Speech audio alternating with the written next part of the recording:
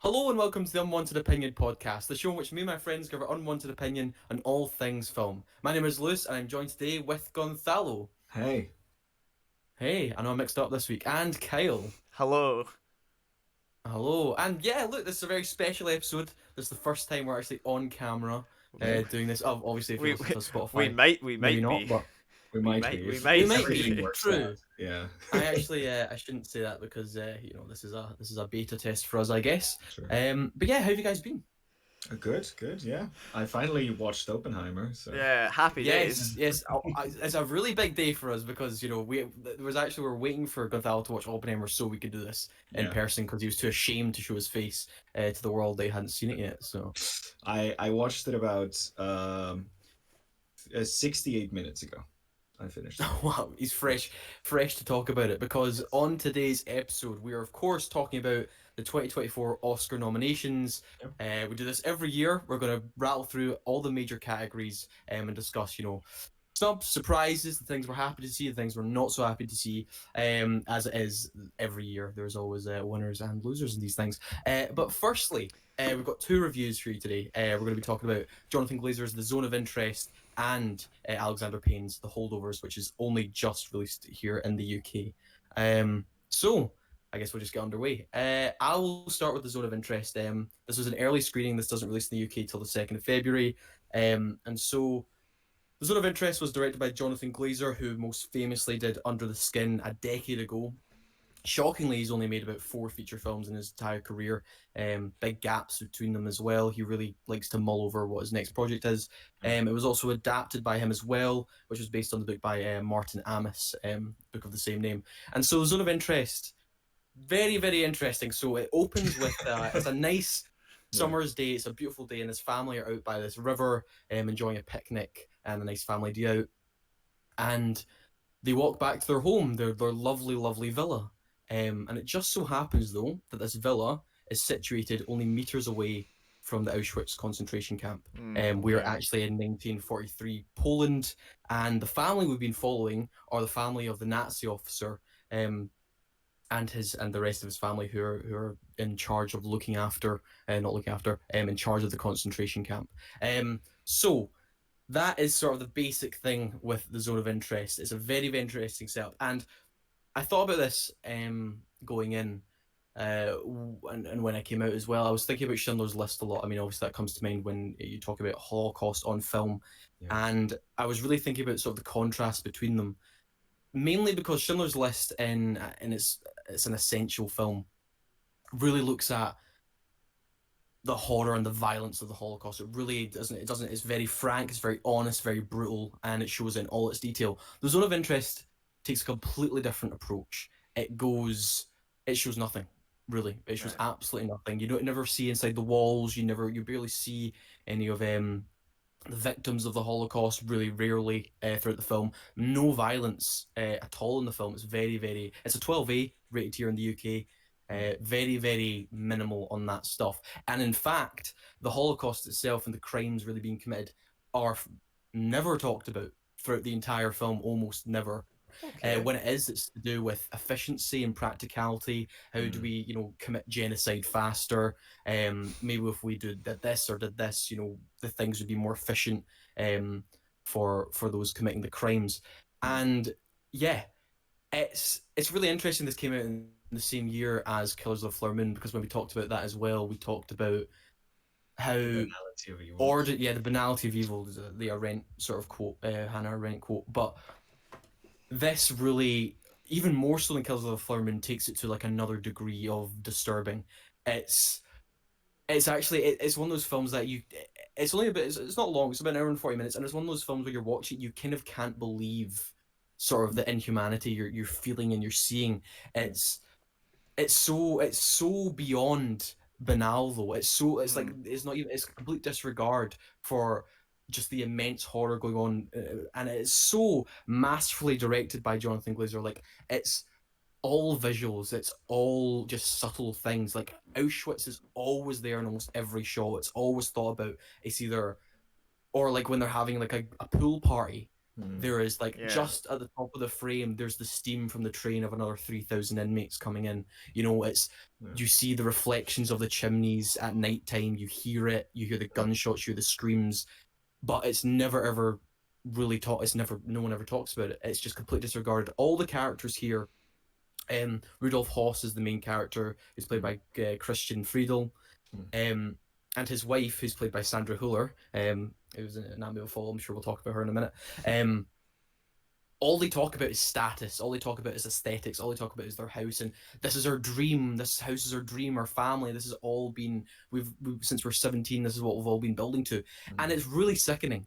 It's so it's just the pure sheer disregard for any sort of remorse and empathy is completely gone out the window, and it's just every single time like the camera is just perfectly set up, it's perfectly blocked, and it just constantly builds on that inhumanity.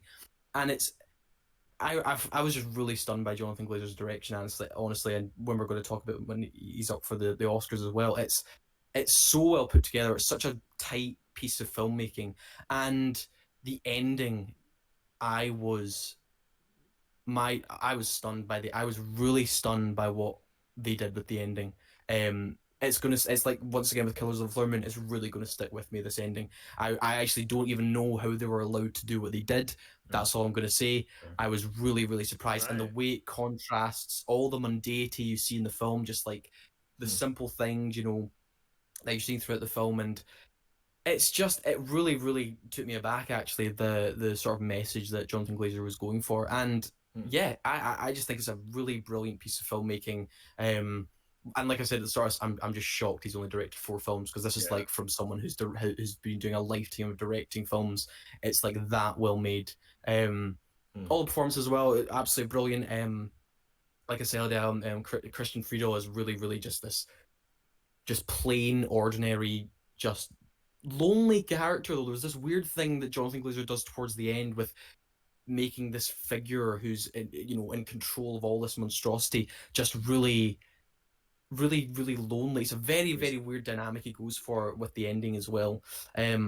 It's one of these films where you go away with it and you're like, you really sit with it. It really stays with you, and you're really just left ruminating on everything you've seen. That's I was really really blown away. I interesting. really liked it.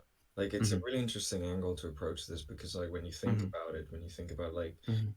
like fascism under Nazis and stuff, like it was all Hmm. very like aesthetic. It was all Hmm. wanting to be this like Yeah. grandiose display of power and wealth and this constant try like pretend connection to ancient histories and all that stuff. And it's like Hmm.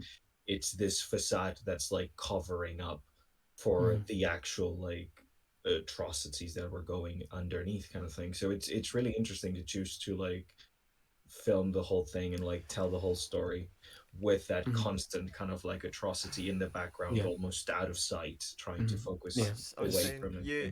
you've uh, kind of well, I was going to see this on Saturday night and I didn't really know what yeah. it was, and I quickly checked the Uh, description, and I was kind of like, I don't know if I want to spend that on a Saturday night, because I didn't. I well no, because Yeah. I it's not nice. No. assumed it would Yeah. have been a bit more Mm. graphic and a wee Mm. bit more about No. the crimes themselves. So I'm kind of actually a bit Mm. disappointed now I Mm. didn't get to see it then. Mm. No, Be- it's that's the thing. I mean, it is about the horror, and it is about the crimes, but it's just from the completely different perspective. And yeah. that's it. Really is one of those things where it's like, why would you want to watch that? But it is. Yeah. It's something that's really fascinating to understand. Just But that's the thing. It's very how easy to fuck up uh this how idea. Like how it's this whole very simple. thing Yeah. yeah, how this whole thing was organized, how people were okay with it, Mm. um, just by just completely just ignoring what's right beneath them as well. And there's a really interesting thing as well, is that sometimes, even like, because they have, you know, prisoners in the camp are like their servants as well, and like shine their Mm. boots and serve them food and drink and whatever Yeah. in their villa. Mm-hmm. And at times Jonathan Glazer does a thing where you sometimes don't even notice that the prisoners are there. It's Mm. really just Oh like they don't really take regard for them at all. Like they don't look at them, they don't talk to them. And sometimes he does stuff with the camera. You're like, oh, I didn't realize you were there. yeah. And Mm. you feel like Yeah. really bad about yourself. Like you're like, oh my god, like I didn't even see them. I didn't even like regard them. Yeah.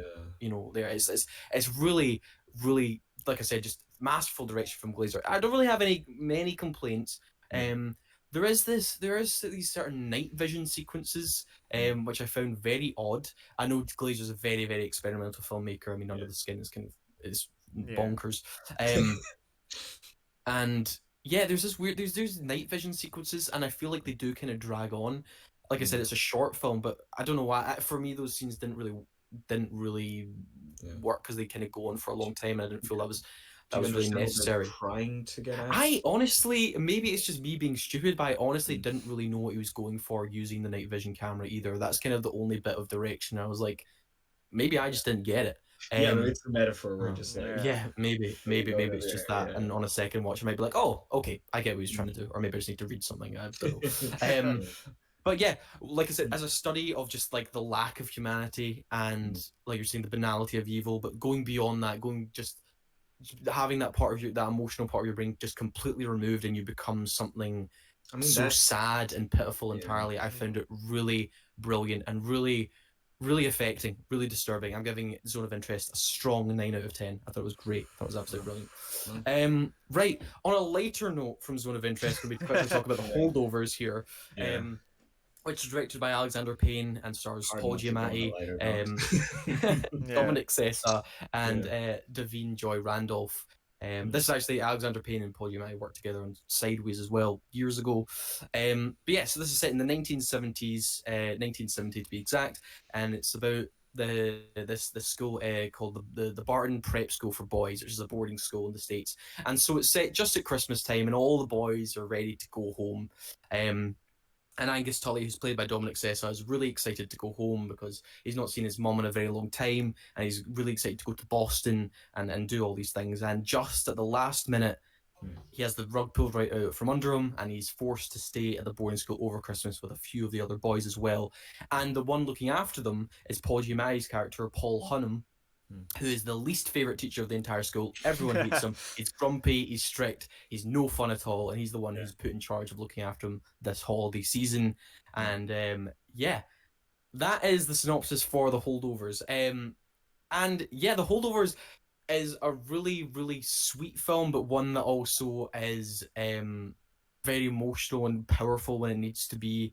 It's actually, on the surface, like the logos come up, the Universal logo comes up, and it's all the old 1970s Universal logo.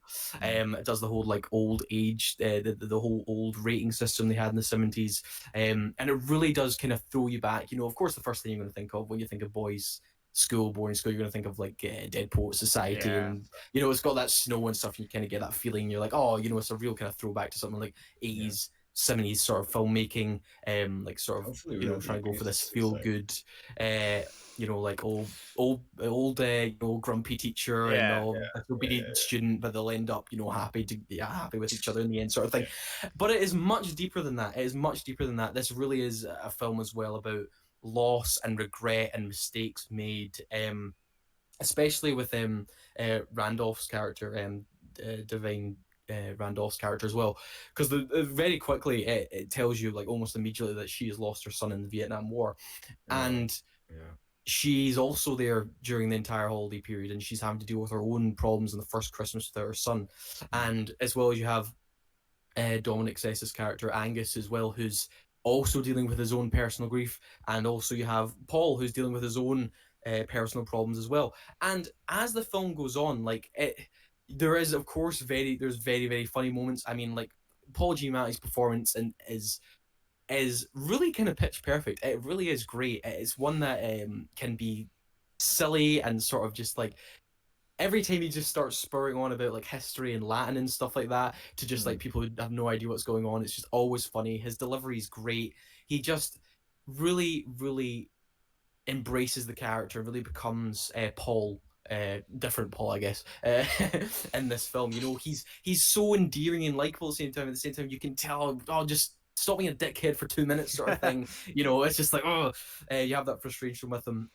But then as you get to know him and you get to uncover more about him, you just end up really falling in love with his character. See with Angus as well. Angus is sort of like a reprobate, kind of rebel character, and yeah, it's kind of just like a really kind of perfectly paced film where just all the characters sort of, it never feels forced, it never feels contrived. The relationships all build very organically over the course of the holiday season.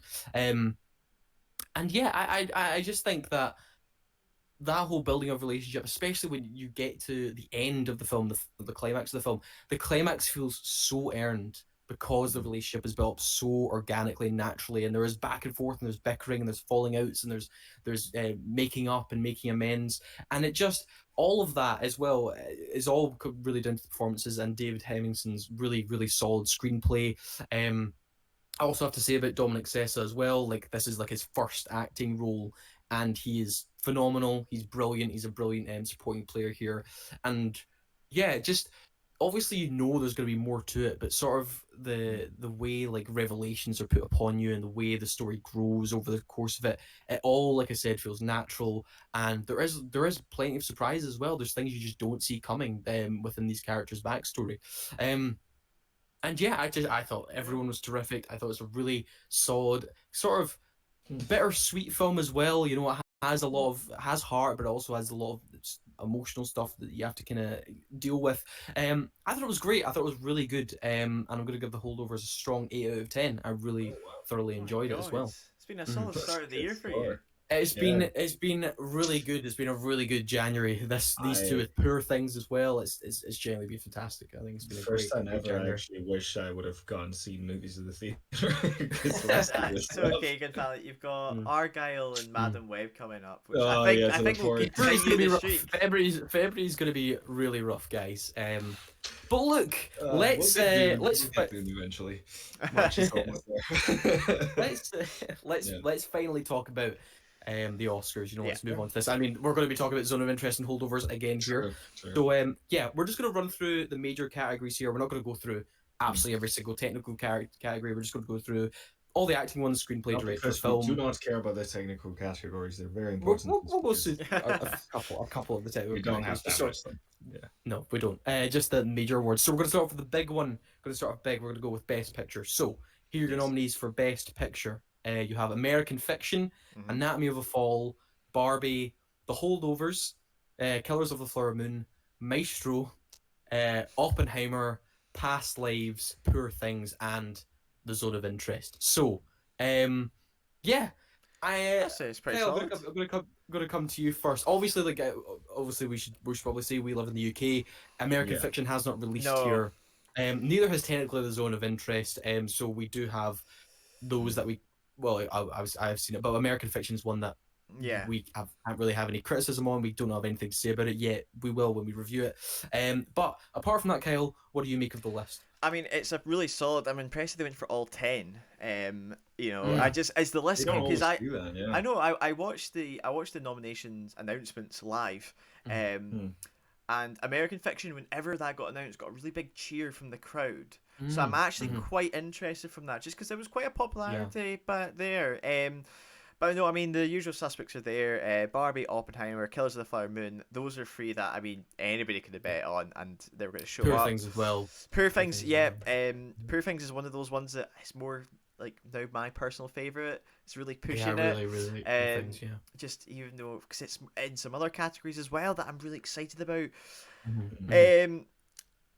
Not saying there's any there that I don't think should be there, but from listening to the show, because I wasn't on the show when you did your Maestro review. I paid money to go see it.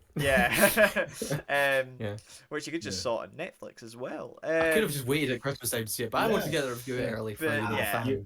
You enjoy the movies, anyways. I mean, that's the only one that I felt talking to, because I was messaging Lewis as these nominations were coming out, and he was a bit lagged behind me, and I was like, I know there were some nominations that came out, and I was like, oh, he's going to react to this. I mean, I was in the office. I shouldn't even been looking at the thing. I was just but no, I mean, there's nothing there there's nothing that I wanted to be there that isn't there. Like, truthfully, in my soul, I know like my highest rated film of the year was probably Are You There, God? Are You There, God? It's Me, Margaret, and I'm not surprised that was it. Am I right in saying? Am I wrong? Fablemans, was that last year's, Was that that? was that That was you know, the that American was, releases are different last from year us. in I America, was it was I this was year in watching. I the was UK. like, Yeah. because I was just thinking my list, and I was like, God, they've really screwed over I Steven Spielberg here. But then I remember the whole. I got so confused as well. I Yeah. remember the whole thing about the mum, like basically forcing herself into the supporting actress thing. Yeah, I was like, right, okay. I was a bit confused, but yeah, but no, solid. I mean, I'm happy with the nominees for Best Picture. Fair. I've Gonzalo, I know you got Alice in the least here, but I've seen two. like this is not unwanted opinion. This is uneducated opinion. I've seen like 3 of these movies. Yeah, the ones I saw were good, and I'm happy. Don't know what to tell you. There's nothing else really to say there, is there? Great. Barbie was well, great. I'll ask you guys this. Yeah. I'll ask you guys this before I jump in. Who do you think's going to win? And is there? Yeah, who do you think is going to win? Either Flower Moon or Oppenheimer, just because they're legacy directors. I think are gonna win Best Picture. I don't know. I think there might be a dark horse here, because of. I mean, I know Lewis's big theory. Of the Oscars, and we'll get to that. Don't worry, I'm not going to say it, but we were discussing it, and that there was a lot of crossover. So I really couldn't say. I money on it being one of the big three of Barbie, Oppenheimer, or Killers of the Flower Moon, but something like Poor Things, I feel might just, I don't know, could surprise me. Kyle, I think Fall kind of had a I had a lot of love. I'll quickly say about Poor Things, Kyle. I'm worried because, like you, Kyle, we did a review on Poor Things the other week. We loved Poor Things, and I have a feeling Poor Things is going to be like this year's Tar, where it gets a lot of nominations and it doesn't win anything. And I really am concerned about that because I think Poor Things, especially we'll get to the other ones as well. Yeah, I'm pretty happy with the list. I mean, obviously, I had personal favorite films. You know, I wish Passages was here. All of Us Strangers was my favorite film of the year. Didn't get any nominations. Pretty stunned by that, in all honesty. But also kind of, well, I say stunned, but I was kind of on the way up to the Oscars. I was like, it's not really getting much traction in America. So obviously, for me, the biggest question mark here is one that I'm surprised didn't get more spots and stuff, because also one I've heard a lot of hype about since it came out and stuff. You know, what film? Saltburn. Oh no, calm down. I was wondering because sometimes they I know in stuff, like, more popular, more kind of stuff films. You know, I mean, the biggest one that I saw that got a lot of people were wanting to see was the Iron Claw. On that list. Iron Claw's got a lot of love. Apparently, A24 really screwed up the release scheduling of that and like messed up the whole like way that Academy voters could maybe vote. Once again, Iron Claw doesn't come here for another couple of weeks for us. But yeah, the only one, of course, for me that I would kick off this list. Haven't seen American Fiction. Don't have anything to say about it. I know a lot of the film festivals really loved that film, and like you're saying, Kyle, the audience really liked it as well, who were seeing nominations. But yeah, Get Maestro off this list. It is so. I mean, I give it a 6 out of 10. I think it's technically is well made, but I found the performances far too showy. I found it really felt like this is like, are we not over this? Like these really showy Oscar baity things that feels like 20 years old. It really does. Like I know, but I don't know. I know Spielberg produced it. I know Scorsese produced it. I know Bradley Cooper's behind the camera. All Academy people love that. And I know it's like very, very traditional Oscar-y film. But the thing is, though, the Oscars have actually progressed a lot. And when you look at this list, it's a very, very varied list of films. Yeah. Like, you got comedies, you got serious dramas, you got romance films of Oscar nominations. If you just showed them to me like 2 years before that, I wouldn't have believed you. Like, we had like last year we had Everything Ever All at Once with Avatar and Top Gun. They are getting more varied in the things they nominate, absolutely. But Maestro is one where I'm just like, give it to All of Us Strangers, give it to Passages, give it to Are You There God It's Me Margaret, give it to May December. Like, there's so many better options, honestly. Way more interesting films. But overall, kind of happy here. Like last year as well, 2 of the highest grossing films of the year are here. With Oppenheimer and Barbie. I think it's a pretty safe bet that Oppenheimer is going to win it. I just think it's going to be that. I don't really think there's any other. Someone who just watched it, I think we could get, you know, it could be a wee surprise. Who knows? Could be The a surprise, Holdovers yeah. as well. But I'm thinking one of those big two, honestly, just because they're like legacy directors, and I didn't see a Greta Gerwig nomination for Best Director. No. So we also didn't see her in another category, so we'll get to those two categories right now. So let's talk about Best Director. So you have Martin Scorsese for Killers of the Flower Moon, Christopher Nolan for Oppenheimer, Jonathan Glazer for The Zone of Interest, Justin Triet, big surprise for Anatomy of a Fall, and Yorgos Lanthimos for Poor Things. And now the main three here are Nolan, Scorsese, and Lanthimos. You're going to see those three films pop up in so many categories. Really, the Academy clearly loved those films a lot. I think those three are fantastic films as well. Yeah, I think this one's Nolan's as well. What do you guys think? Who do you think's taking it? I could see Scorsese. I think. Really interesting. See, if Nolan gets Best Picture, I wouldn't be surprised if Scorsese gets Best Director. But sometimes they double it up. They usually do. I mean, last year's a great example. The Daniels won, and Everything Everywhere All at Once won Best Picture. Sometimes they do change it up, but. Yeah, I mean, honestly, when I looked at this category, I said this to you guys before the show. I was like, this is like, it's genuinely perfect. I think it's pretty much perfect. I think those are the 5 best directors of the films last year. Like I said, Glazer's Zone of Interest is like almost all just pure brilliant direction. Nolan's style and just absolute ambition just was all on the screen, and it's like Oppenheimer was like a collection of like all his greatest skills put together, you know, everything he learned over the course of his career. I have not always been the biggest fan of Nolan. No, that was his magnum opus. Like, fucking hell. I mean, he really handled time well in that film as well, which I've always had a bit of an issue sometimes with how he uses time in movies, but pacing was so good. Also, I don't know if you noticed that, like, the whole past-future thing, with the future being black and white and the past being in color. Yeah. I did notice that. Yeah. Do you know, surprisingly, pal, some of us have seen this film multiple times by now. I don't know. I only see black and white, so I couldn't really tell. No, but it was this like interesting thing that like the black and white changed depending on the importance of like whether we were revisiting the scene or we were seeing it for the first time.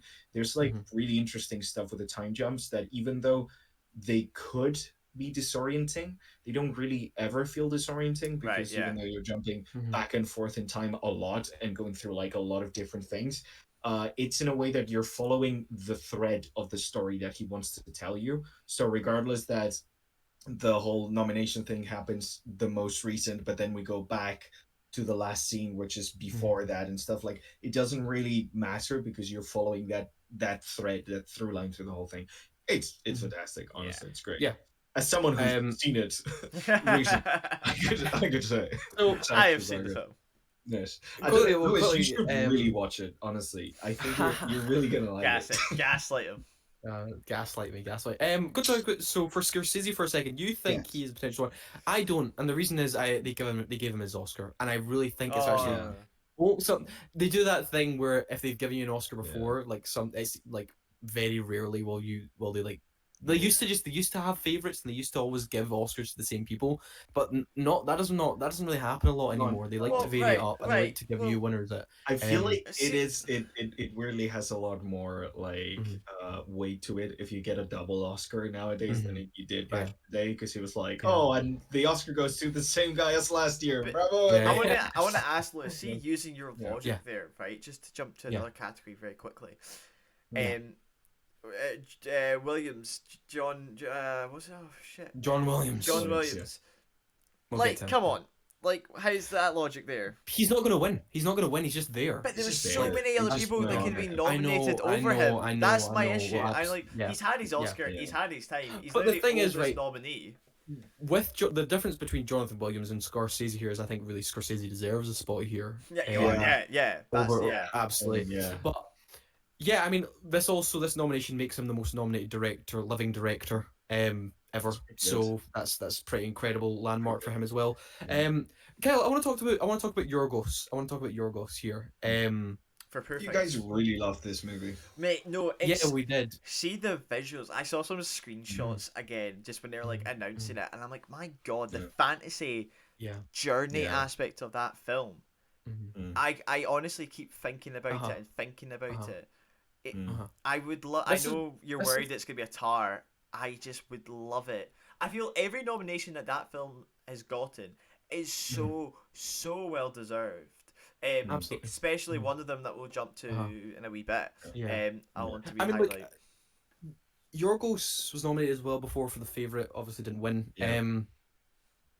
I mean, like, this is the thing with this category. I genuinely would be happy with. I'd be happy with any of them if they won it. Genuinely, that's why I think this is the perfect list of nominees, as well as the Justine Triet nomination as well. I was not expecting the love of an love that's the thing that genuinely surprised me, because I know you loved that movie, and I've heard a ton of good stuff about the movie. Like, it's only been but it felt so close to the Oscars. It came out so close to it had this hype and stuff. I was not expecting it to get the attention that it's gotten, and I'm kind of glad it did, honestly. And that's what I mean. Actually, to be fairly honest, I love Scorsese. We talked about, it's one of my favorite directors ever. He's the king. I don't actually want him to win, because although I think his direction, I mean, it was my second favorite film of last year. I thought his direction is absolutely masterful. It's like pitch perfect direction.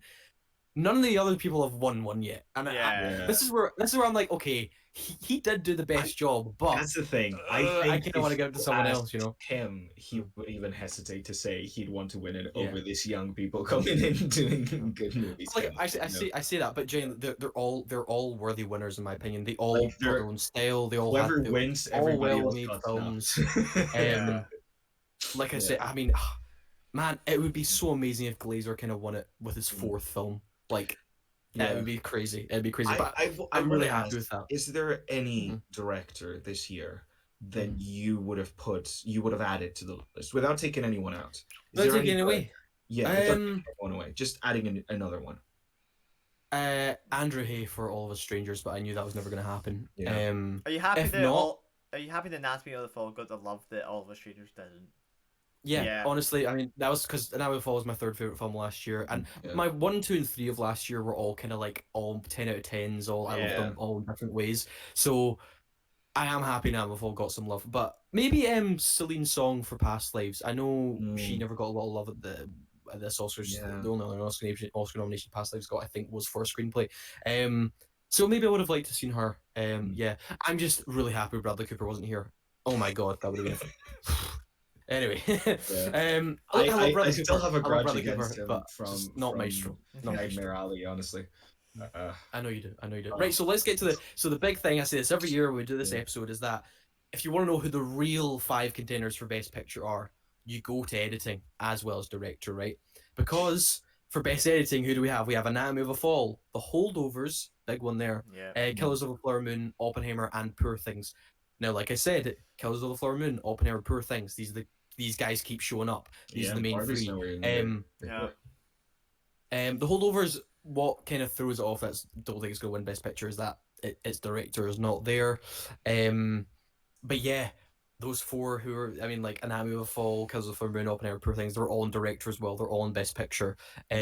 All brilliantly edited films, completely differently edited films. Yeah, when it comes to editing, I haven't seen some of these. I haven't seen Anatomy of a Fall yet. I've heard amazing things about the editing.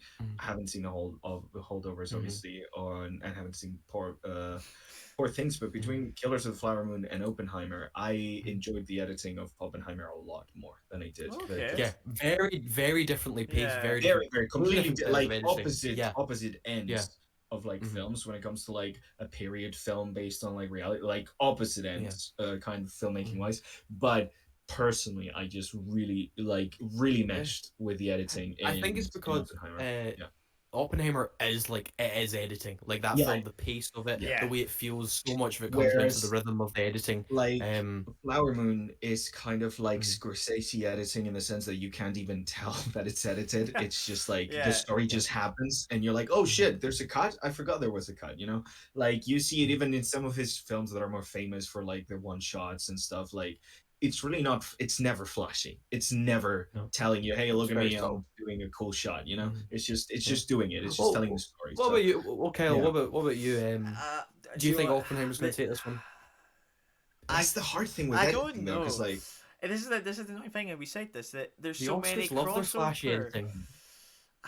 The Oscars do love their flashy editing. They do. And the flashiest one here is Oppenheimer. I'm not saying it's a bad thing. I'm just saying that is the question. What is better editing? Editing that you can see, or editing that you can't see? You know, it's like the same kind of question I get with VFX. Like, definitely editing you can't see, because you know.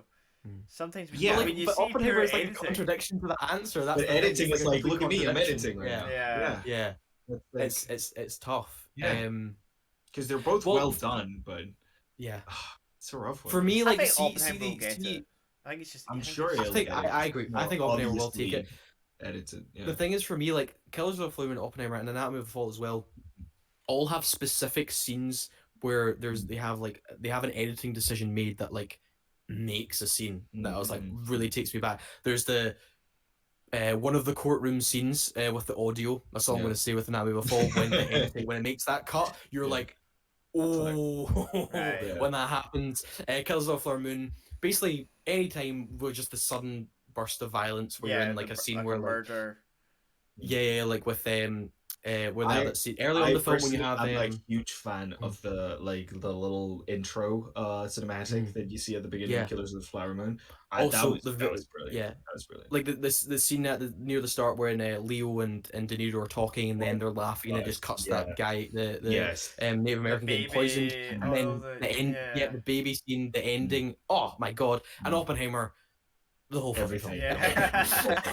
Like, see, that's the thing. Like, there is a very big difference between like macro editing and micro editing. Like, I feel like the pacing of the film and how it's edited through, like as a whole, is a very different like kind of ability and a very different artistry than editing a scene or editing a moment. You know. And we can find like really good examples of both in these nominations. It's tough, and we know they're not going to nominate, like they're not going to give it to the best edited one. They're just, you know, it's just more of a conversation between us of what we think would be the best one. Let's move on to some screenplay ones then. So best original screenplay. Anatomy of a Fall's here, The Holdovers, Maestro, May December, and Past Lives. You really bad the Maestro. Well, I say this about Maestro, and look, I would have preferred Passages to get a nomination or something here, honestly. Past Lives did, which was good. But I don't know why I had to stop. There is certain dialogue scenes in Maestro where actually I find them quite quotable, or I find them quite interesting. But the problem with that film, a lot of it comes down to its screenplay, I think, and sort of, I don't know, just not getting into the real meat of Bernstein as a figure for me. So it's interesting that it's there in screenplay, but it does have, it's got like quotable scenes. It's got scenes that you think about. But Kyle, do you want to make any comments about anything you've seen here? May December, I'm just happy to see that getting some love. I would love that to win just because it's possibly one of the only nominations it has. That's really all I can say. I've not really seen many of the others, actually. I suppose you haven't actually, no. I think I've only seen May December. Have I? What else? I think so. I'm not like, he's got damn seen them here. Fucking hell. I'm gonna say May December because I've only seen it. Yeah. I mean, that would be pretty sick if the one nomination it got it won. The screenplay is really good for that film. I've seen the trailer of several of these, and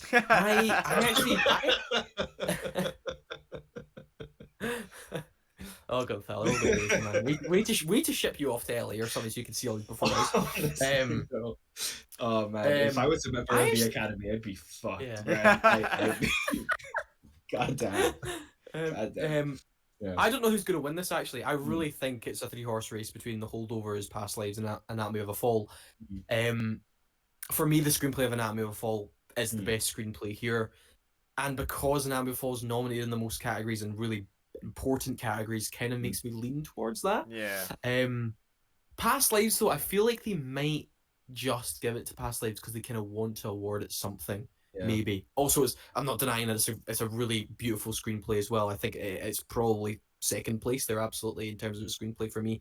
The Holdovers as well, though. I mean, that's there in Best Picture and editing too. Like, it's hard. I actually can't really call it. I could see them giving it to any one of those three, to be fairly honest. I'm wondering, Louis, because you're the only one here who's seen the Holdovers right now, and you've both seen Maestro, right? Or just Louis? No, just me. I refuse to. Maybe my review. I give it a 6 out of 10, guys. I didn't say it was awful. I'm just saying, like, I'm wondering what makes a movie like Maestro more Oscar baity than something like The Holdovers, because from your description it sounds so reminiscent of things like Dead Poets Society and like similar like Oscar like very classical Oscar kind of movies. Because when you watch The Holdovers, maybe I should have made this a bit clearer in my review, but there is just this real sense of like purpose to it. It's not showy, it's not trying to be bigger than it is. Do you get me? It feels like a story that really cares about its characters, that really cares about its themes, and really wants to explore it. It's not just doing it for like, it's not flashy or showy. And you really, with the writing of that film as well as the performances, you really feel like they are fully fleshed out human beings, and you fully kind of understand them. And once you've gone through the entire journey with them, you're like, yeah, I really get them. And when you complete that story, you're like, man, that, you know, you felt like satisfied arcs. I know these people. It's a great story. Maestro doesn't have that. Maestro has, for me, like I said when I did that review, is that it's such an interesting dynamic to have this marriage where another guy, you know, is gay or bisexual and feels very free and open about that and proud of it. But you have his wife who's very ashamed of it. And that's such a great conflict to sort of delve into. But it feels like they're just always like treading water. They never really, you know, get to the meat of it. And that was it for me. And Leonard, and like, it just felt so showy and so trying really hard with Bradley Cooper's direction. And with his performance a lot as well. Like I said with my review, it felt like one note. It felt like an impression. There was no range in his voice, or he never really changed. He wasn't really. It was like a one note impression, not a performance. I'm really interested in watching Maestro just to like get the difference, because in Oppenheimer, like you have Cillian Murphy doing a very like Oppenheimer voice during the entire film, which surprised me at the beginning and then kind of like fades into the background. I want to see what the difference in performance is, because both of them are, you know, trying to imitate the voice of the real life person that they're impersonating. Yeah, of course. I'm interested in seeing where one falls apart, whereas the other one stands. You know, because it feels like an interesting dichotomy having those side by side. And we'll talk more about that in the best actor. We'll do adapted screenplay first. So quickly go through this adapted screenplay. We've got American Fiction, Barbie. Very questionable how that's even an adapted screenplay. Oppenheimer, Poor Things, and Zone of Interest. Really surprising. That was the biggest surprise for me, was Zone of Interest. Now, I want to say this about Barbie, is that the BAFTA nominations for last week, those were woeful, by the way. They gave Barbie a Best Original Screenplay nomination. Yeah. But the Oscars went for adapted. Yeah. How come two voting bodies have completely different interpretation of what this is? Well, I mean, the Academy has never been very good at anything. They're better than BAFTA, I'll tell you that. I mean, true, but they did give Boss Baby a nomination for Best Animated Picture, so they've lost all of my respect. We can list all the grudges. Like, we're looking at this. I know Boss Baby's been on your mind. Yeah, I'm just saying. It is interesting, but they do tend to be very pedantic when it comes to the adapted screenplays. We've seen like very like screenplays that should really not be adapted screenplays in this category before. We've seen movies where... Are you talking about Knives Out last year? Yes, yes, because it's a sequel, so it's an adapted screenplay. I guess. Yeah, I mean, Barbie has had other movies. Is this a sequel? Is that why it's an adapted screenplay? Is it because they're adapting a like a commercial concept into it? But by that sense, like they could have nominated Black Panther for adapted screenplay, you know? Absolutely. Yeah. Absolutely. it's just kind of okay. strange, yeah, because Yeah, I always this thought is it the had to bit. do with adapting it from another form of storytelling, like a comic book, a play, a previous film remade. That's what I always understood as that. But then Glass Onion got a fucking adapted screenplay nomination, and I'm lost. I guess adapted from a source, I guess. It's Well, maybe inspired by that's it. Agatha Maybe they watched all those Barbie Maybe animated they straight did. DVD films and went, Yeah. technically is adapted from I this mean, character, I guess. Goddamn. It's strange. Kyle, would you Yeah. agree or disagree that it should be in this category? I disagree. I don't think Yeah. it's adapted. I think it would be an Uh-huh. original. I think you'd have to kind of go back and research, kind of compare a lot of any film that has some sort of property attached to it, like your Barbie. Yeah. I can't really think of anything off the top of my head that's actually worthy of an adapted screenplay, because like, I'm not saying Transformers ever got an Oscar nomination for that. Maestro should be in adapted screenplay because it's adapting the real life story of someone. I mean, if going by that. What did Elvis got original screenplay as well? Because it's a biopic, so it's like an original. I can't remember if it got a screenplay. I don't remember. But Elvis was but like, didn't Bohemian Rhapsody also get adapted screenplay? Sorry, original screenplay. Yeah, I mean, but that's obviously an adaptation of the Wikipedia page for Queen. So, it really is. But that's the biggest question mark here. Also, really, this is where we're going to be talking about snubs. In my personal opinion, is that Killers of the Flower Moon is not here, which is really baffling to me, especially because I've read the book, which is just a non-fiction account, and the way they completely flipped that story on its head and went from a completely different perspective in a really successful way. Really stunned that it isn't here. I genuinely, I really would. I think you put Barbie in original and you give that slot to Killers of the Flower Moon. That's it. Do you think the Academy's dumb enough to kind of think, well, they've technically not truthfully adapted it, so we're not going to give it an adapted? Well, what is Barbie adapting then? That's the thing. Like, what was Glass Onion adapting? It was adapting Knives Out, Gonfalo, as you should know. Knives Out, a Glass Onion story. Kyle, this is the one category, or maybe two, that I really think Poor Things should take this one. I don't know about you. Where are we going? Oh, adapted screenplay. Oh, hell yeah. Yeah. Fucking amazing. Is it, well, I'm asking. For me, I want it to win the adapted screenplay. I want Poor Things to win every single nomination it's up for, so I'm gonna say Poor Things. I love that film. But for me, I don't know if we're going over costuming and set design, but if we're not, do you think could do well? Potentially, yeah. But that screenplay of Poor Things is hilarious. It's so good. It's so funny. It's so funny when you think it just brilliant. It has one of the best lines in history. And I'm not going to say it right now, but it does. But that one line that you both really, really like. Yeah. No, but overall, as a piece of I'm going to be watching that movie waiting for that one line, right? It's quite near the end as well, so you'll be holding out. That's good. I got hype to build. Yeah.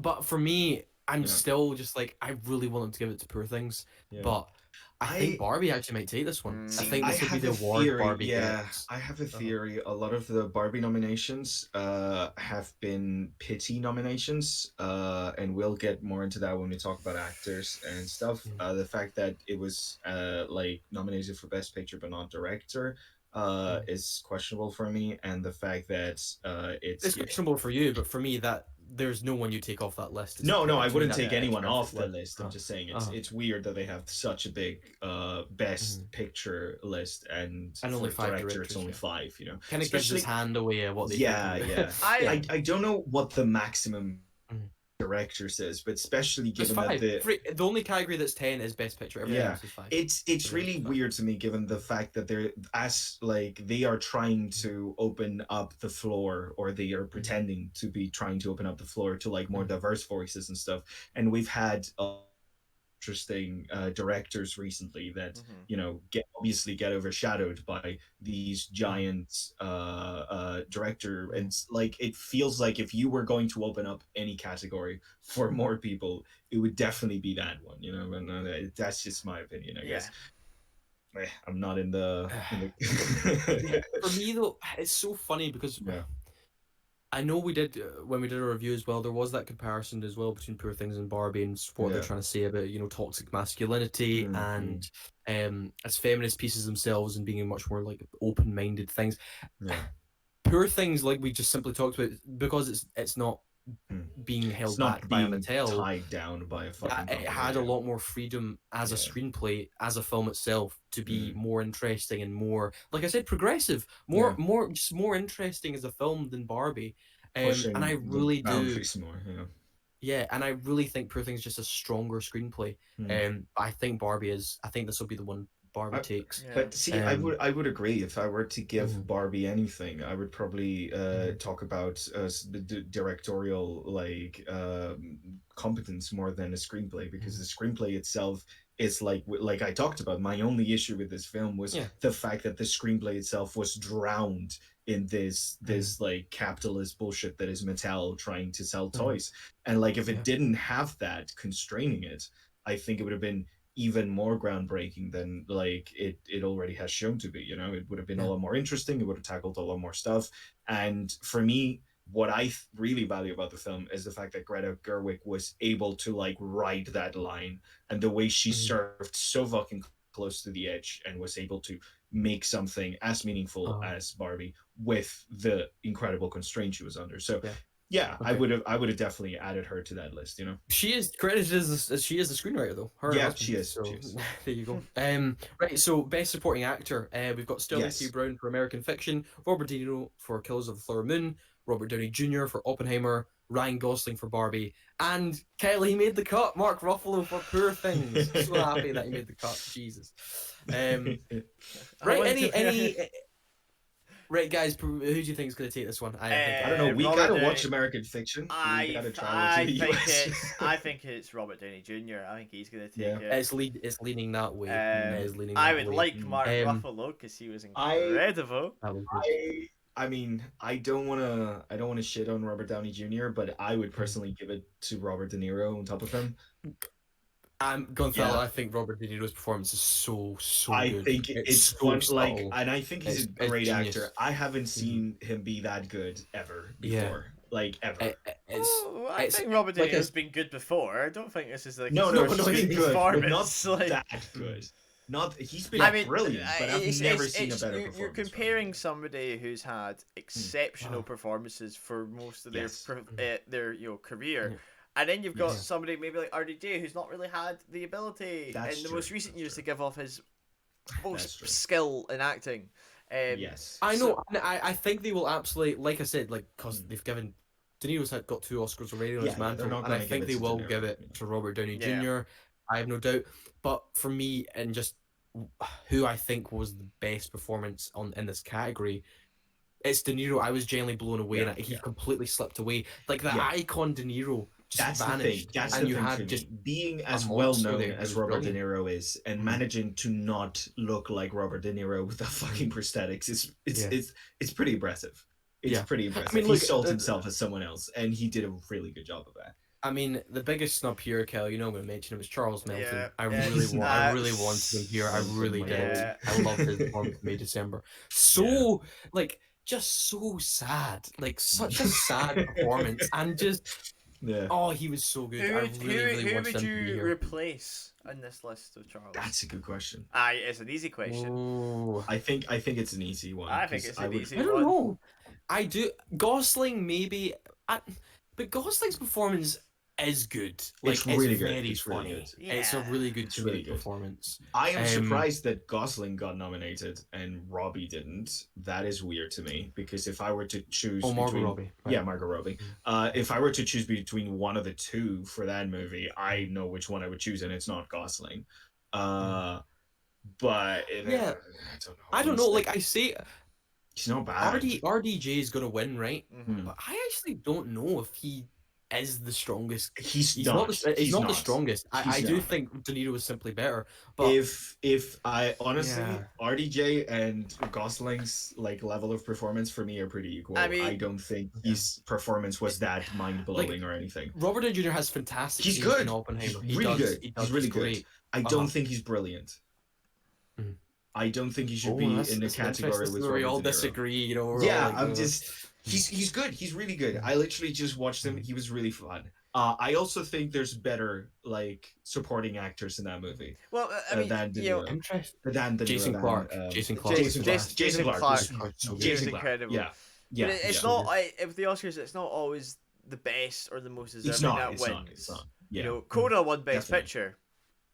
We'll never forget that, will we? Just saying. Yeah, that's true. Right, so let's get into the most controversial category. Somehow every year is now Best Supporting Actress. Yes. Emily Blunt for Oppenheimer, Daniel Brooks for The Color Purple, America Ferrera for Barbie, Jodie Foster for Nyad, and Divine Joy Randolph for The Holdovers. I'm simply going to say this. I've seen two, so I can't. Randolph has won it. Randolph's won it, so it doesn't really matter who else is nominated. Okay. But America Ferrera is the big one that everyone's talking about. It's the Jamie Lee Curtis of this year. It's the Jamie Lee Curtis. It's the one that everyone's like, See, I liked her a lot in Barbie. I thought she was really strong, and she really gave it more than I was expecting someone to give. Is this the whole thing? For me, it's the same as Ken. Like honestly, yeah, they're good, but they're not excellent. Do you know who I compare this to, which I don't know if I'll get some heat from? Is Angela Bassett getting it for Wakanda Forever, where you get people wanted her to win, man. She was a front runner for that, and then I just like her. And she the same way like I like America Ferrera. No, but I think it's like you give one fantastic speech, and they're like, that's supporting actress worthy, and you're like, I mean, that speech is more the screenwriters.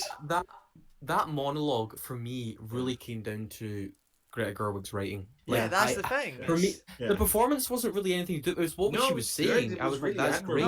Yeah, it's just the writing itself that was brilliant in that like sense of putting into perspective the fucking like idea of being a woman under patriarchy. Like that was the brilliant thing about it. I think with the horses. The thing is though, really, it's just so frustrating when you've seen. Everything that came out last year, there's just so many better performances. May December. Where is Julianne Moore? Where is Claire Foy for All of Us Strangers? Kyle, once you see All of Us Strangers, you're gonna be like, what the hell? Like, why she not? She was in Women Talking last year, and once again, she's done something to the Academy. I don't know what Claire Foy's done, but she's done something to not get a nomination. I don't know what it is. Yeah, because she's been brilliant several years in a row, and she's Rachel McAdams for Are You There, God? What a sweet performance! What a really sincere performance. That scene at the kitchen table. Beautiful, brilliant. Like that. It's really odd. It's just really better than I know. We're all just. It sounds like we're bullying America Ferrera, but look. No, I love her, and I'd be very happy she wins because I like her. I think she's awesome and stuff. But like, we're talking about performances in the same way. I don't think Robert Downey Jr. or Ryan Gosling should be there. I don't know. I've seen two of these, and I don't think America Ferrera should be there. Emily Blunt was really good. I don't know if she had enough. I don't know if she had enough time to shine either. Like, I wouldn't say her performance was really memorable in any way. Like, it was good. It was really good. I think, sort of similar to America Ferrera, Emily Blunt's performance stands out because of her big speech in that film. Yeah, the big speech when she's being questioned and stuff. That's really good. I think to be fair, I think both Emily Blunt and America Ferrera. They were better. They were much better supporting actress performances last year. That I think deserved spots. And it doesn't matter because Davina Joy Randolph is going to win, and deservedly so. She absolutely win. If you see The Holdovers, she is a huge essential part of that film and is a big heart of that film, and a fantastic performance. Really, really sincere and beautiful. And I've not really given enough credit to her. She's won pretty much all the awards leading up to this thing. In the war, she's the biggest lock. Big ass acting lock of the night, and I think really deservedly so. I just think there are other spots that could have been filled up better. Right. So let's get to Best Actor then. Yes. So we have Bradley Cooper for Maestro, Coleman Domingo for Rustin. Don't know if that ever came out here. Paul Giamatti for The Holdovers, Cillian Murphy for Oppenheimer, and Jeffrey Wright for American Fiction. Okay. Interesting. The annoying thing is here, I don't know if Rustin even came out here in the UK. I don't think it's out. We haven't seen Rustin. We haven't seen American Fiction. I don't think it came out here. American Fiction and Rustin are two. And Nyad? Did Nyad come out? Or is Nyad? Nyad's on Netflix. Nyad's on Netflix. Is it at the moment? Yeah. It's a Netflix film. Oh, okay. Well, I say that. Yeah, no.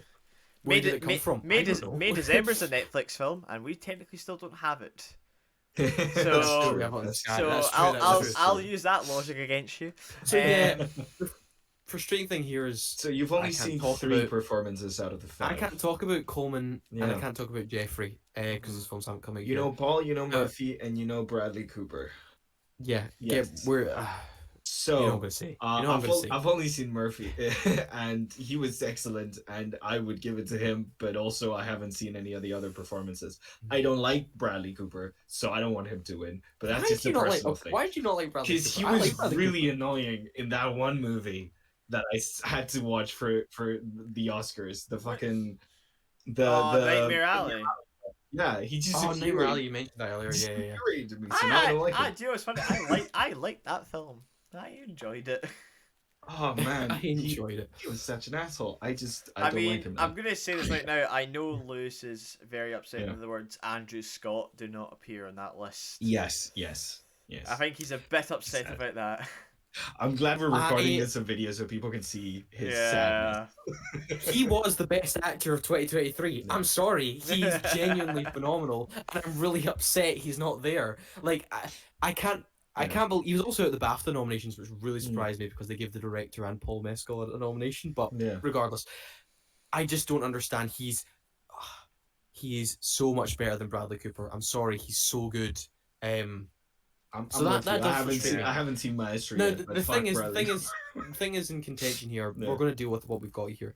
Cillian Murphy's been a lock for a long time, but then really good. Paul Giamatti's kind of come in, and he has kind of slowly become the potential best actor winner here. He's won the Critics' Choice Award over Cillian Murphy. He also won a Golden Globe. I know it's for a different category, but he also won the Golden Globe. It'll be really interesting what they decide to go down to. I think Cillian Murphy's performance is one which deals with much more horror and guilt, whereas Paul Giamatti's performance just feels more melancholic, but at times kind of like sweet and just like really someone like who really kind of wants to grow but frustrated with himself and has this back and forth with him. But they're both really good. They're both really good. It does come down sometimes to the range of emotions that their characters have, because like we've seen other years with like you remember Nope, that everybody overshadowed that incredible performance just because it was a very Daniel Kaluuya's performance. He was it's one of his best performances ever, but like people were like, oh, he's just there just because it was a very stoic performance. So he's brilliant. I feel like it might come down to the range of emotions that they show, and Oppenheimer, despite the fact that it's like a very emotional film, he's a very restrained character. He doesn't really have outbursts, and the Oscars fucking love an outburst. If you're crying and screaming, they're like, yeah, that's acting. Brendan Fraser, somebody says. What? I will say, whoever they give it to, I think out of those two, I think it's really is between those two. I think we're going to finally be released from the best actor curse we've had for the past decade, where they feel like they've always given it to the wrong guy. Because I feel like both of those guys are very deserving. Like I said, we need to see Rustin in American Fiction. I've heard great things about Jeffrey Wright's performance in that film as well. But as it stands, I actually don't know who's going to take it. I really don't. I think Paul Giamatti could be a dark horse, and also Paul Giamatti. You know, like he's been working. I think also age might come down to it, where like he is older, he's got less in him. Paul Giamatti could be you know, when we saw last year with God damn it, I'm blanking on her name. Stranger Things. No, it's fucking Everything Everywhere All at Once. Jamie Lee Curtis. Fuck me, my brain just a career when they call it. A career. Yeah, like it's like when they're like recognizing years and years of work with this like quote unquote final performance kind of thing. So it might come down to that, and Paul Giamatti might get it because of the whole you've been working in the industry for so long. Here's you know, like you were in a Disney Channel movie, man. You deserve the opposite. The differences between him and Jamie Lee Curtis is that this would be actually quite deserved. I think because like you said, they're very different performances. Him and Cillian, but they're also I don't know. I don't know. Weird. Also. really deserving in their own right. I think they are. I think they are fantastic. It is interesting because a lot of like the Oscar nominations and stuff end up being very like opinion based, more less about like a lot of people focus less on whether the act like the performance or the quality of the writing or the quality of the directing deserved it, and more on the whether the person deserved it. So it might be interesting to see which one gets it in this one, you know? True. Anyway, let's move on to actress in a leading role. So we've got Annette Bening for Naiad, Lily Gladstone for Killers of the Flower Moon, Sandra Hüller for Anatomy of a Fall, Carey Mulligan for Maestro, and Emma Stone for Poor Things. Yes. Now, much like Best Actor category, I think there's two people who are really in contention here, and I think that's Emma Stone and Lily Gladstone. Yeah, I think those haven't seen Emma Stone yet, but Lily Gladstone, fuck me, that performance. Like, as soon as I saw her, I was like, this has to be a Best Actress nominee. This has to be a Best Actress nominee. Yeah. Again, it might come down to the whole, her character is very stoic and speaks mostly with her fucking eyes and expression rather than having an outburst where she's crying her emotions out. So it might be an issue for the Academy where they're like, oh no, she's not screaming enough, let's give it to someone else. I mean, you can also say that Kyle. you're not saying that, obviously not saying Lily Gladstone's a one-hit wonder, but you know, she was considering retiring from acting before this role. True. Who knows what her future lies ahead? She's going to continue going with it. You know, I don't know if the Academy will just go, you know, Emma Stone's had a past of, you know, nominations and awards. She'll probably have a future nominations and awards. I don't know. I mean, she played a Hawaiian, so she can do anything. She could probably play Lily Gladstone if she wants. But this also has, I should say this is the first Native American woman to be nominated. Yes, Emma Stone. In the acting in the actress category, sorry, which is a big. Did you say Emma Stone? He did. Yes. He did say. I was joking about the fact that she's played characters of color in Aloha. Yeah, that's what we're talking about. Yeah, that's what we're talking about. My God, that's what I'm talking about. Maybe that's a disqualifier for me. Honestly, and that was opposite the guy we don't want to win Best Actor. So there you go. Maestro. Right. The thing is, right, because I really want Lily Gladstone to take it. I really want. I haven't seen any of the other movies. I want Lily Gladstone. Emma Stone's performance is. I'm sure it's fantastic. I'm sure it's fantastic. Brilliant as well. Lily Gladstone needs to win this award. Very different though. You know, it's one like when we said the review, Kel, it's one that really easily could have gone over the top. Kind of like Carey Mulligan, who's also here. Really easily could have gone over the top, could be really showy, but she handles it really well. I also really want to give a lot of credit to Sandra Hüller. I think, and her performance in Anatomy of a Fall feels so scarily real. She's in two Oscar-winning movies this year, right? Two, Zone of Interest and Anatomy of a Fall. Fantastic year for her. But I mean, Sandra Hüller's performance is so naturalistic and so scarily real that I'm just like, I want to ask, she is brilliant. You haven't seen Naiad yet, have you? No, I've not. I didn't really know this film existed until last week. What about Carey Mulligan and Maestro? Like the thing is, Carey Mulligan, right? I would have given her a spot to Natalie Portman. I think Natalie Portman gave the most interesting performance of her entire career. It's creepy, it's strange, it's weird, and I think she handles it with such masterful quality. I really love Natalie Portman in that film, and I think. Kind of like Emma Stone, I think it was Natalie Portman's best year for acting ever. I thought it was her best performance ever. So absolutely over Carey Mulligan, especially with the ending, near the ending scene, Kyle. If you know what I'm talking about, the monologue scene, really creepy. Really brilliant. Maybe just a bit too weird for the Academy though, in a different way. Like Poor Things is weird, like kind of like you can wrap your head around, kind of weird, but that's just weird, like meanings twisted and stuff. It's a weird topic. Yeah, it's a weird topic. That's another thing. Like the Academy likes to go for like easy kind of like neoliberal kind of like politically like movies where they're like, oh like this is like progressive but not too progressive or too questionable or nothing that other people can read into. Oh, so Poor Things is very very progressive. I will give it that. Oh no, I'm just saying. Overall, I wanted all three main actors of May December to be here. I think they all absolutely deserved a spot. Carey Mulligan though. Bradley Cooper's more of an issue in Maestro for me. I think Carey Mulligan's performance yes, kind of has that impression, feels very, very transatlantic-y. I mean, that's just kind of how she sounded in real life. I think Carey Mulligan has a bit more restraint than Bradley Cooper in that film. Okay.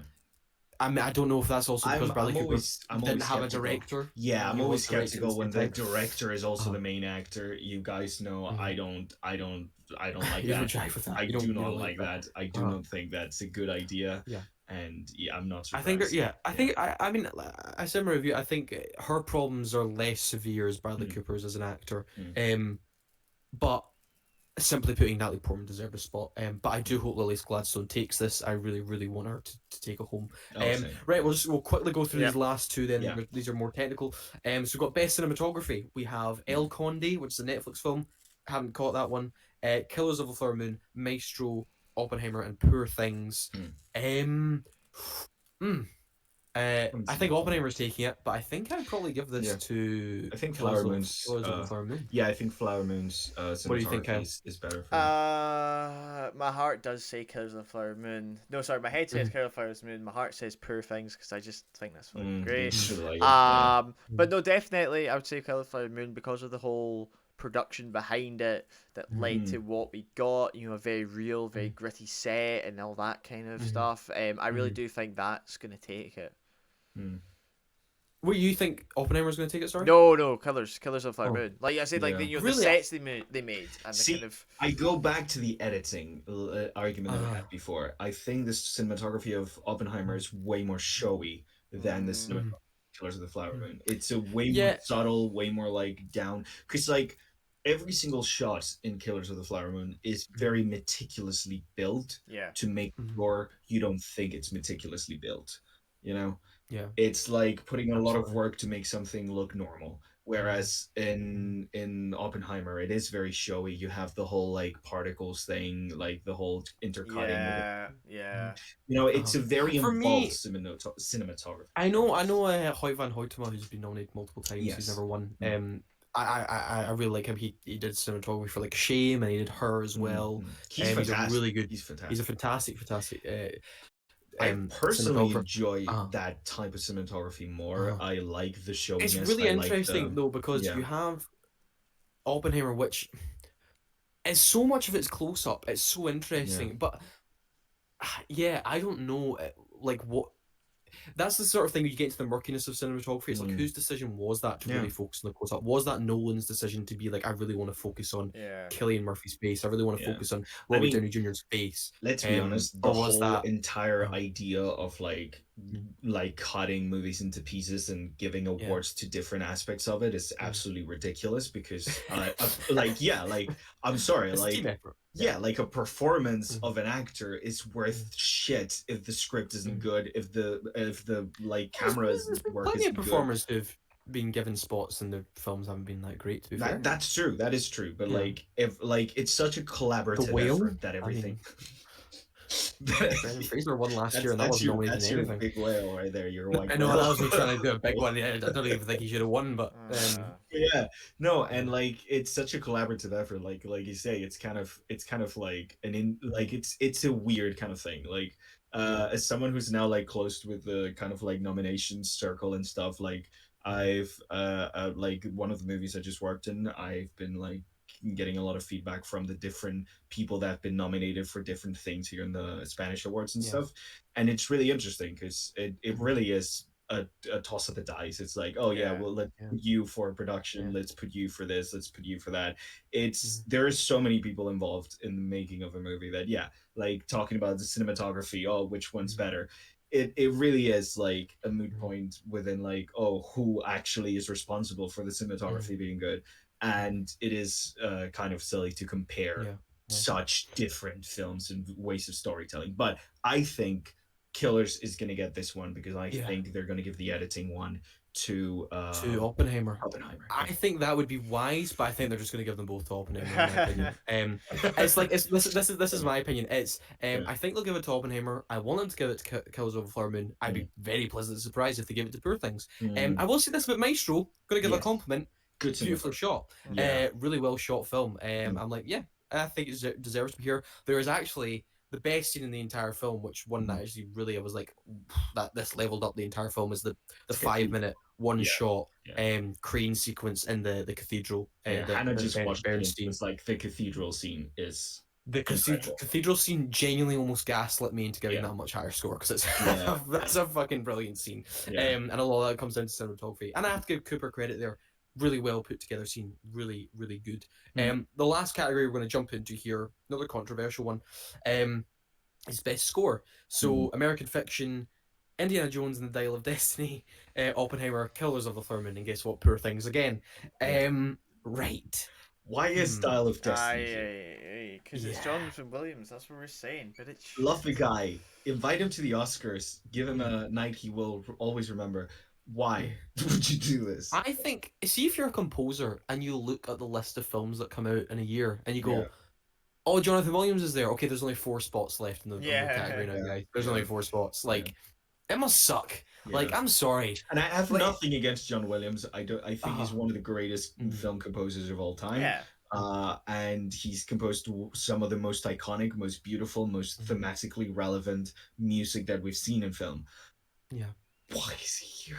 Why is he here? Why is he here? Yeah. Fuck is he here? Fuck. I know. I mean, look. There's so many other soundtracks this year that were fucking incredible. I would have had even the Saltburn score for this. I would have actually really liked. I would have really liked Charlie XCX's score for Bottoms in here, but obviously they're not going to go for that sort of out there comedy. Like that was like, I rave about that score all the time. I genuinely think it's fantastic, and I just I don't know. I was hoping for something for that. Yeah. I just, the ND5 thing really perplexes me, in all honesty. It really does. It really does. Like, at this point, nominate Harrison Ford, for best actor. His performance was the best thing about that film. It was brilliant. Great. Right, guys, we'll quickly wrap this up. Who do you think is going to win? Who do you want to win? Oppenheimer. Oppenheimer's going to win. And Oppenheimer. It's like a 3-hour soundtrack. I think it will win, and I want it to win. So I think it's Oppenheimer. I agree. The only thing is, but I just want to give compliments to Poor Things and Killers of the Flower Moon again. Those scores are absolutely fabulous. Poor Things especially, that score is weird, and it really just fits the film absolutely perfectly. I think that remember how we did our scores episode, and we're talking about ones like you could listen to with or without the film. That's such a fitting score, and same with Killers of the Flower Moon, just a really moody, perfectly sets the pace of that film. I still go into that scene where she's having the fever and you see the fields burning, and she as her fever rises, like that. The way it just integrates into that moment and takes you away, like holy crap, that's a good score. Yeah, so, but look, we just gave, I guess that'll wrap up. Sorry, I don't know, I'm going on to the final field there. That wraps up our Oscars episode. I had a little notepad and everything. I know, I wrote everything down. But look, thank you very much, Gonzalo, for joining me. Well, I watched some movies this year. So you watched Oppenheimer, which is all we could ask for. I finally did. That was... You do have 8 other films in that list to watch though before we do this thing in March again. It's really infuriating how much I like Oppenheimer. It is kind of infuriating how enjoyable that movie was. Anyway, thank you as well, Kyle, for joining me. No worries. Yes. So look, on next week's episode, because the masterpiece that is Argylle is about to be set upon us by the movie gods. We're going to be talking about spy films. We're talking about our favourite spy films. Hopefully we'll have some other reviews as well for next week too. But look, we just give our opinions on... What was that? What was that, Gonzalo? Argylle, hopefully. I mean, we're all watching it, right? It's the movie of the year. True.